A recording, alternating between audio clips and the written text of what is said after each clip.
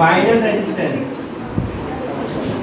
Final ले लेते हैं आर टी, इनिशियल रेजिस्टेंस है आर नॉट और फाइनल है आर टी। अब ये है एट 0 डिग्री सेल्सियस और ये है एट 3 डिग्री सेल्सियस, 0 पर और टी पर ले लिया है। तो अब इसमें कंडीशन ये आएगी हमारे पास जो चेंज इन रेजिस्टेंस है, change in resistance, change in resistance क्या है, R T minus R naught, change in resistance ये किस पर डिपेंड करता है, is directly proportional, is directly proportional to initial resistance. एक तो एक डायरेक्टली प्रोपोर्शनल है, R T minus R naught is directly proportional, proportional to R naught, initial के प्रोपोर्शनल है। सेकंड इसमें आता है is directly proportional, is directly proportional to change in temperature. जो भी टेम्परेचर में चेंज होगा, R T minus R naught is proportional to delta T, T temperature है 0 और टी जो भी चेंज आएगा तो वो चेंज इन टेम्परेचर के डायरेक्टली प्रोपोर्शनल। सो कंबाइन कर देते हैं दोनों को, R T minus R naught is proportional to R naught delta T, R naught delta T के डायरेक्टली प्रोपोर्शनल हो गया। प्रोपोर्शनल साइन हटा देंगे तो इक्वल का साइन आएगा, और यहाँ प्रोपोर्शनलिटी जो कांस्टेंट है वो है अल्फा, ठीक है। तो याद रखना है प्रोपोर्शनल हटा के ये अल्फा आया है, नहीं तो ऐसा लगेगा कि वो प्रोपोर्शनल के साइन दोबारा क्यों लगा दिया। तो ये हो गया R T minus R naught is equal to alpha R naught delta T. अब अल्फा आ गया हमारे पास एक नया वर्ड, अल्फा क्या है, ये है टेम्परेचर कोएफिशिएंट।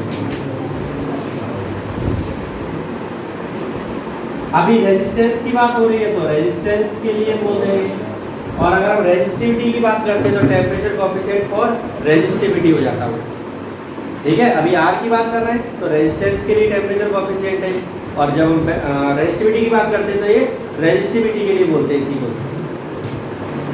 तो R T minus R naught, R T minus R naught ये किसके इक्वल है, आर नॉट को इधर ही ले जाओ तो ये प्लस हो जाएगा, आर नॉट उधर जाकर किसका हो जाएगा पॉजिटिव, तो इक्वल में आ जाएगा plus R naught alpha delta T,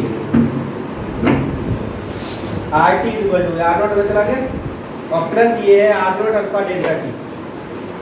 अब आर नॉट कॉमन आ रहा है, R T is equal to R naught 1 plus alpha delta T, ये हमारे पास इक्वेशन आ।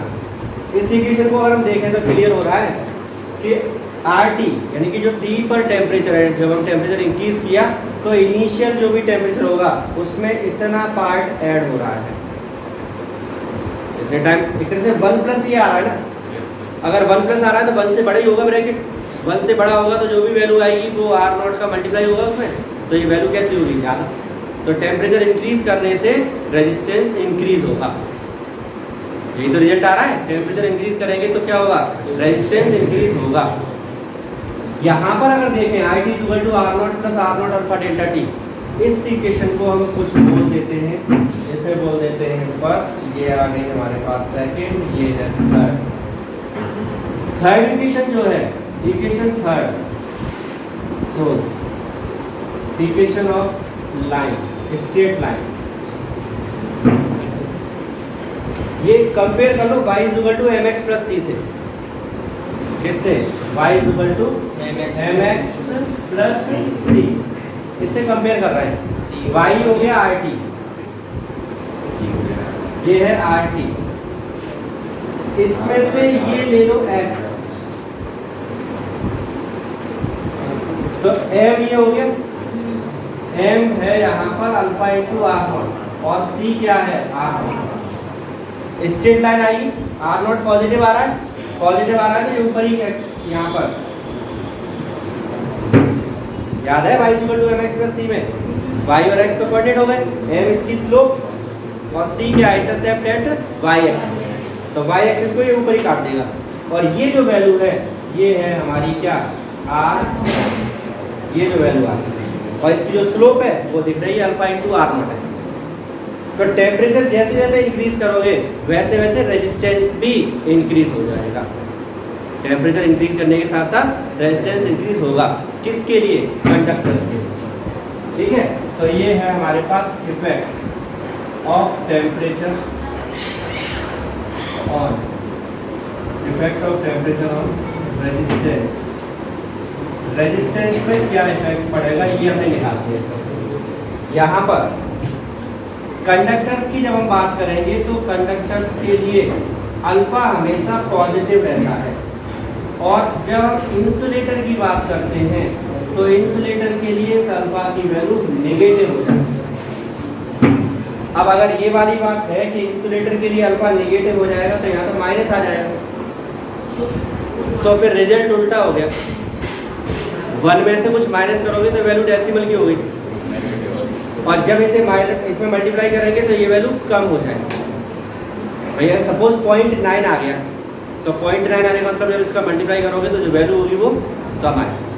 मतलब टेम्परेचर इंक्रीज करने के साथ साथ रेजिस्टेंस क्या होगा? डिक्रीज होगा। टेम्परेचर इंक्रीज करेंगे माइनस होगा तो रेजिस्टेंस ओवरऑल क्या हो जाएगा? कम, तो ये डिक्रीज होता है। इंसुलेटर के लिए अल्फा की वैल्यू नेगेटिव होती है, इसलिए रेजिस्टेंस टेम्परेचर बढ़ाने से कम हो जाता है। जबकि कंडक्टर्स के लिए अल्फा की वैल्यू पॉजिटिव है, तो टेम्परेचर इंक्रीज करेंगे उसके साथ साथ रेजिस्टेंस भी इंक्रीज होगा। क्लियर? रेजिस्टिविटी के लिए चाहो तो ये फॉर्मूला रेजिस्टिविटी के लिए लिख सकते हैं हम, rho T is equal to rho naught 1 plus alpha delta, same formula R T is equal to the R naught 1 plus alpha delta T, और आर की जगह पर रो यूज कर सकते हैं। तो rho T is equal to क्या आएगा? Rho naught 1 plus alpha delta T. Clear हो गया? तो ये पूरा का पूरा डेरिवेशन 11th क्लास का है। कल मैंने बताया था कि आर नहीं था, वहाँ पर एल था, और तीनों थे, लेंथ के लिए भी था, एरिया के लिए भी था, वॉल्यूम के लिए भी था। तीनों एक्सपेंशन है, लीनियर एक्सपेंशन, सुपरफिशियल एक्सपेंशन और वॉल्यूमेट्रिक एक्सपेंशन या क्यूबिकल एक्सपेंशन, तीनों है। तो सेम प्रोसीजर है, कोई डिफरेंस नहीं है। क्लियर? तो बस 2 बातें याद रखनी इस पूरे डायरेक्शन में, वो ये दोनों बस, कि जो भी चेंज इन रेजिस्टेंस है वो इनिशियल के डिपेंड करेगा, और चेंज इन रेजिस्टेंस किस पर डिपेंड करेगा? Change in temperature. बस ये 2 बातें याद रखनी। अल्फा को डिफाइन कर सकते हो, अगर अल्फा को डिफाइन करना है तो इन दोनों को 1 बोल दो। ठीक है, मतलब इनिशियल रेजिस्टेंस यूनिट हो, चेंज इन टेम्परेचर भी यूनिट हो, तो जो चेंज इन रेजिस्टेंस होगा वही कौन है? Alpha, temperature coefficient of resistance. Unit resistance वाला कोई भी कंडक्टर जिसके टेम्परेचर में चेंज हमने यूनिट किया हुआ है, 1 डिग्री सेल्सियस का चेंज किया, तो उसके रेजिस्टेंस में जितना भी चेंज होगा वही चेंज टेम्परेचर कोएफिशिएंट के इक्वल।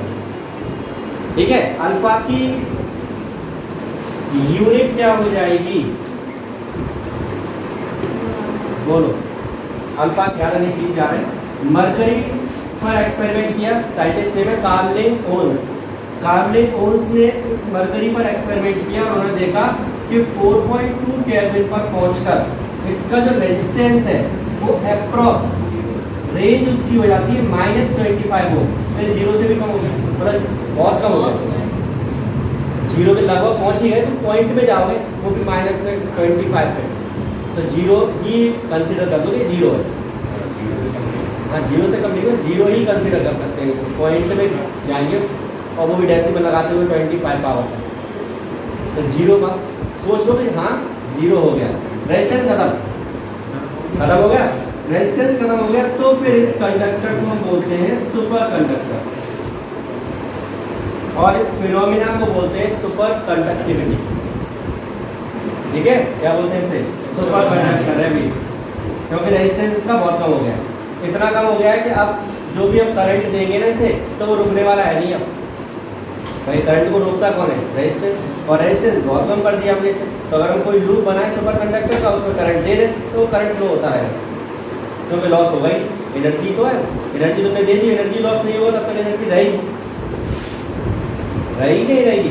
हम एक बात जानते हैं, जैसे मैग्नेट बनाते हैं ना, इलेक्ट्रोमैग्नेट जिसे बोलते हैं, अगर हम सुपर कंडक्टर की ये बनाए तो नॉर्मल मैग्नेट से 10 टाइम्स ज़्यादा पावरफुल होगी। नॉर्मल मैग्नेट अगर हम बना रहे हैं जो अभी इसी कोई भी कंडक्टर उठा के उसकी रेस्पेक्ट अगर हम सुपर कंडक्टर की बना दें तो उसकी जो इंटेंसिटी होगी, जो उसकी पावर होगी वो 10 टाइम्स ज़्यादा होगी। बहुत सारी अभी प्रॉब्लम है वो बताएंगे, पहले समझ लो, अच्छा सा लगने लगे तब बताइए, गड़बड़ कुछ हो रही है। पहले अच्छा सा तो महसूस करो, यहाँ से मैग्नेट बनेगी 10 टाइम्स अच्छी होगी। अगर हम कंप्यूटर बनाते हैं तो कंप्यूटर का जो ऑपरेटिंग टाइम है वो बहुत कम हो जाएगा, मतलब क्लिक करते ही वो ओपन होगा। अभी क्यों नहीं ऊपर आया? क्योंकि उसके अंदर बहुत सारे कंडक्टर वायर्स लगे हुए हैं जिनमें वो टाइम वेस्ट कर रहा है वहाँ पे। ठीक है, तो वो कंप्यूटर से हमें कैसे बोल सकते हैं, सुपर कंप्यूटर बना सकते हैं जो आज का है उससे भी और अच्छा। लेकिन किसे यूज़ करना पड़ेगा हमें? Super conductor. ये जो वायर से आ रहे हैं तार, करंट चल रहा है, जो इस ट्रांसमिशन लाइन को हटा के अगर हम सुपर कंडक्टर की लाइन बिछा दें पूरी, तो जो लाइन लॉस जिसे बोलते हैं वो खत्म, लाइन लॉस बोलते हैं वो सब खत्म अगर हम सुपर कंडक्टर की ट्रांसमिशन लाइन डाल देते हैं तब। ठीक है, तो अच्छा सा है। तो फिर क्या अभी तक क्यों वेट कर रहे हो? महंगा नहीं, मरकरी यार क्या बहुत सारी चीज़ें बना सकते हैं, लेकिन प्रॉब्लम है ये क्रिटिकल टेम्परेचर। क्रिटिकल टेम्परेचर कहाँ से लाओगे? 4.2 केल्विन, 300 केल्विन के आसपास अगर कोई सुपर कंडक्टर बन जाए तो काम चलेगा। भाई नॉर्मल टेम्परेचर हम ये सोच लें कि हाँ 20-30 के लगभग चलो मेंटेन कर लेंगे हम कैसे भी करके, तो बात बन जाएगी। 273 प्लस करो तो उसमें 27 का एवरेज चलो 300 केल्विन चाहिए, और ये कितना है? तो इसे लैब में तो काम करेगा ये, बस टेम्परेचर मेंटेन किया किसी एक जगह पर और हमने चेक कर लिया कि हाँ सही काम कर रहा है। बाकी नॉर्मल हम इसे प्रैक्टिकली यूज़ नहीं कर पा रहे। बहुत सारे एक्सपेरिमेंट किए गए तब भी 160 केल्विन 170 केल्विन तक ही पहुंच पा रहे हैं अभी तक। अलग अलग बहुत सारी चीज़ें मिलाई, एलॉय बनाए, कुछ बना रहे हैं, तब भी सुपर कंडक्टर जो बन पा रहा है वो अभी तक 160 केल्विन तक गया है, तो भी हमारा काम नहीं चल रहा है। माइनस में 100 डिग्री सेल्सियस टेम्परेचर चाहिए। कंप्यूटर बना हुआ है और वो है सेमी कंडक्टर। मेन इसका यूज़ किया गया है कंप्यूटर से, सेमी कंडक्टर। सेमी कंडक्टर में क्या होता है? सेमी कंडक्टर में अगर टेम्परेचर इंक्रीज करते हैं, 9th यूनिट में डिस्क्राइब करेंगे तब अभी समझ लो। टेम्परेचर इंक्रीज करने से क्या होता है, इसमें बॉन्ड्स ब्रेक होते हैं, और बॉन्ड्स के ब्रेक होने से हमें इलेक्ट्रॉन्स मिलते हैं। इसके साथ साथ एक नया वर्ड है होल्स मिलते हैं। भूल जाओ होल्स क्या है, ये दोनों ही चार्ज कैरियर है। दोनों के दोनों क्या करते हैं? चार्ज कैरियर है। जैसे इलेक्ट्रॉन था वैसे समझ लो होल है। ठीक है, अब इलेक्ट्रॉन होल बढ़ रहे हैं किसकी वजह से? टेम्परेचर की वजह से। जब इलेक्ट्रॉन होल बढ़ेंगे, इलेक्ट्रॉन होल बढ़ने से क्या होगा? वहाँ पर इलेक्ट्रॉन होल बढ़ने से फिक्स अमाउंट तक तो कोई प्रॉब्लम नहीं है कि भाई यहाँ तक बढ़ जाए तब तक ठीक है। अगर उससे ज़्यादा बढ़े तो फिर वो कंडक्टर वाली कंडीशन आएगी और रिलैक्सेशन टाइम क्या होने लगेगा? कम। और रिलैक्सेशन टाइम कम होगा तो अपने आप ही वहाँ पर रेजिस्टेंस बढ़ने लगेगा। तो फिक्स एक टेम्परेचर तक तो ये सही काम कर रहा था। ठीक है, जीरो पे भी काम नहीं करेगा। कंप्यूटर को अगर चाहे कि जीरो से कम पे काम कराएं तो कंप्यूटर प्रॉपर वर्क नहीं कर पा रहा है। ठीक है, वो ऐसा ही मेंटेन करता है कि हाँ वो 20-30 के बीच में से रखता है। तब तक इलेक्ट्रॉन होल का उतना अमाउंट इकट्ठा हो जाता है टेम्परेचर बढ़ने से, 0 से 20 तक बढ़ने से, कि वो आराम से मैनेज कर पाते हैं और प्रोसेसिंग या स्पीड जो भी कुछ है वो सही है। लेकिन जैसे ही उन्हें 30 से 40, 50 पे गए वैसे ही इलेक्ट्रॉन होल और बढ़ेंगे, और जब इलेक्ट्रॉन होल और ज़्यादा बढ़ जाएंगे तो फिर टॉ कम हो जाएगा, और टॉ कम हो जाने से सिग्मा की वैल्यू भी कम हो जाएगी। तो एक कंडक्टर की तरह से बिहेव करेगा। नॉर्मली ये नहीं करता है, नॉर्मली ये उल्टा चलता है कंडक्टर से। तो अब याद ये रखना है तुम्हें कि सेमी कंडक्टर और इंसुलेटर ये दोनों ही कंडक्टर के अपोजिट हैं। कंडक्टर याद हो गया था हमें, कंडक्टर में क्या होगा? टेम्परेचर बढ़ाने से कंडक्टिविटी कम होती है, रेजिस्टिविटी बढ़ती है। अब ये दोनों इसके उल्टे, बस ऐसे याद करना, रटो ही मत इसे। सेमी कंडक्टर भी और इंसुलेटर, क्योंकि दोनों में ऐसे समझ लो, दोनों में फ्री इलेक्ट्रॉन्स पहले नहीं है। जब हम टेम्परेचर देंगे तब वो जनरेट होंगे, और अगर फ्री इलेक्ट्रॉन जनरेट हुए तो कंडक्टिविटी बढ़ जाएगी। भाई कंडक्टिविटी बढ़ाने वाला कौन है? कौन चार्ज को मूव करा रहा है? इलेक्ट्रॉन्स ही तो है वो। तो वो टेम्परेचर बढ़ने के साथ बढ़ते हैं किसमें? इंसुलेटर में और सेमीकंडक्टर। जबकि कंडक्टर में बहुत कम बढ़ते हैं, वहाँ रिलैक्सेशन टाइम जो है वो गड़बड़ कर देता है, वो मैंने पहले डिस्कस करा था। तो ये दोनों बातें क्लियर हुई। सेमी, जब हम इंसुलेटर की बात करते हैं और सेमीकंडक्टर, ये दोनों ही कंडीशंस में क्या होगा, आरटी और रोटी कोई भी ले लो, इसकी वैल्यू जो है वो एक्सपोनेंशियली डिक्रीज होती है इस तरह से। जीरो टेम्परेचर पर तो कुछ ना कुछ उसका वैल्यू हो गई, जब टेम्परेचर जीरो होगा तो उसका कुछ ना कुछ रेजिस्टिविटी होगी उसके पास में। जब आप टेम्परेचर को इंक्रीज करना स्टार्ट करेंगे तो ये रेजिस्टिविटी डिक्रीज होगी। किसमें, इंसुलेटर हो चाहे वो, और इसमें क्या हो रहा है, टेम्परेचर इंक्रीज करने से ये वैल्यू हो गया क्लियर। अब याद बना रहेगा ये दोनों ग्राफ से बस, ठीक है। कंडक्टर में डायरेक्टली प्रोपोर्शनल होता है, जबकि इसमें एक तरह से इनवर्सली नहीं है, एक्सपोनेंशियल फंक्शन है, e⁻⁻x वाला कंसेप्ट है। कौन सा है, एक्सपोनेंशियल फंक्शन। t जीरो होगा तो कुछ रेजिस्टिविटी होगी उसकी, जैसे जैसे टेम्परेचर इंक्रीज करोगे वैसे वैसे रेजिस्टिविटी कम होगी। किसके लिए, वो चाहे इंसुलेटर हो चाहे सेमीकंडक्टर।